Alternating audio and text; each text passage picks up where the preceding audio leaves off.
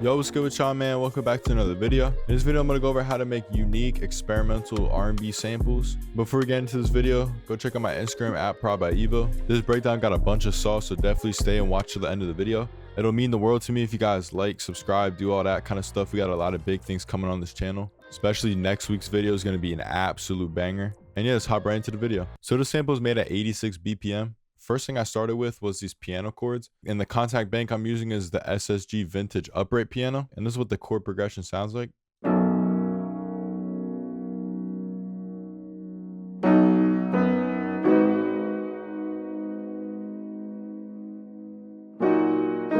You know, this might look a little bit complicated, but I'm going to break it down for you guys. And really what I started was a B minor chord, and I pitched down the middle note to C sharp, and all I did was pitch this note up 2 octaves, and then I took this F sharp and I duplicated it and pitched it up an octave. And I really just wanted to make these like really spaced out and like kind of big sounding. And then for this transition chord right here, all I did was take this and duplicate it over, and I deleted this middle note right here, and then I took the C sharp and pitched it up 2 notes. And right here we got some like accent notes. I just duplicated this F sharp over, added this B, and then I went down to the root of the scale, which is a G sharp. And essentially all I did was go from the B down by 3 semitones to the G sharp. And then this is super simple. I just duplicated this up, and all I did was take this G sharp and pitch it up an octave. And then I came up 2 more octaves and made this D sharp minor chord. And it looks a little complicated, but really it's just making simple chords and spanning them over a couple octaves. And for the processing, it's just RC20 and an EQ. And then I rendered it out. Then I wanted to add some layers over top, so I got this heat map one shot from a Cryptic one shot kit.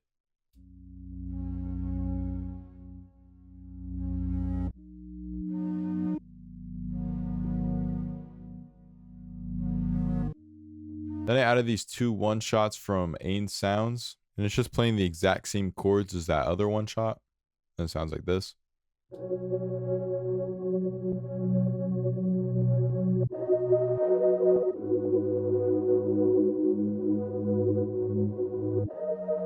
This is just to add a bunch of atmosphere and a little more texture to this melody. Then I added this bass from a Beat Center kit, and I'm utilizing slide notes because it is a one shot and they're just following the root notes. That's what it sounds like.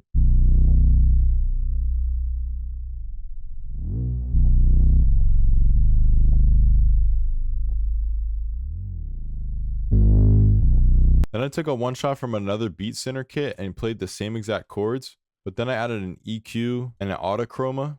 And then I rendered that out, and it came out with this pattern right here.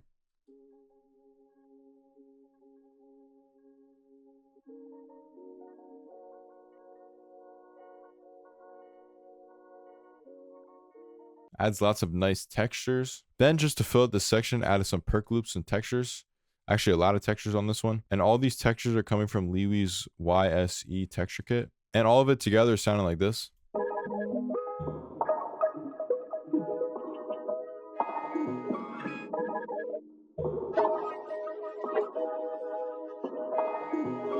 It's really just filling it out and adding nice movements, textures. Then pretty much the last thing I added was this hissing from a London Rain kit. And I offset the whole sample so this hissing could come in first to already establish a type of feel for the sample. I feel like what a lot of producers struggle with sample making is just like not having any sort of direction in their samples. For example, just like adding this like hissing just already kind of sets it up to kind of what I want it to feel like. I want to feel like this vintage R&B, dark sounding, experimental sounding kind of idea. And after that, this is what the first section sounds like.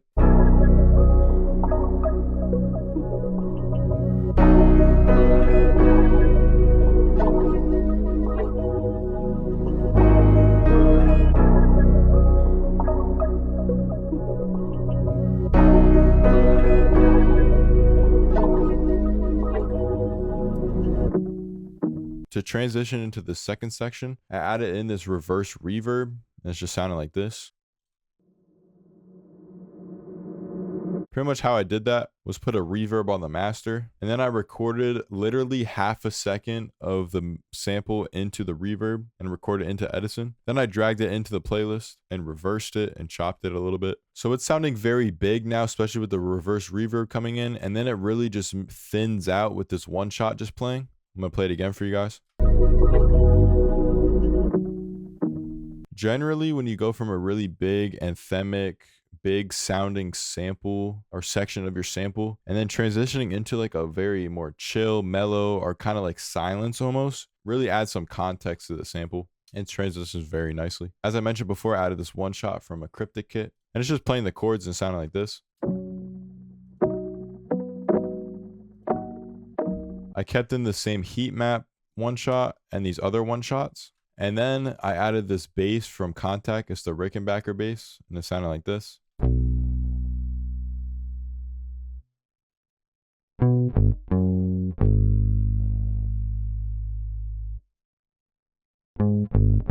And it's just following the bass notes. And then I dropped the main piano and kept this other texture in, and then the perk loop also as well, kept the hiss in. Then I added this guitar phrase from Lazvis, and it sounded like this.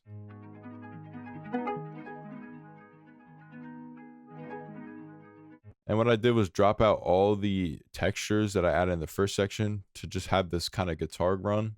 And this is a very stripped down section like I talked about before. And this is what it sounded like with the transition.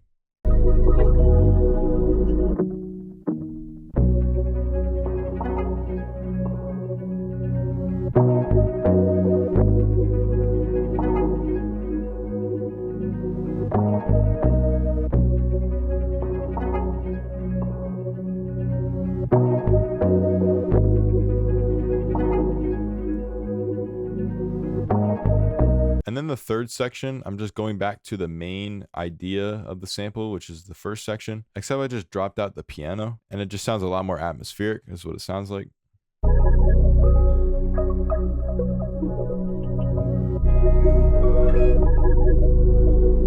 It's really atmospheric.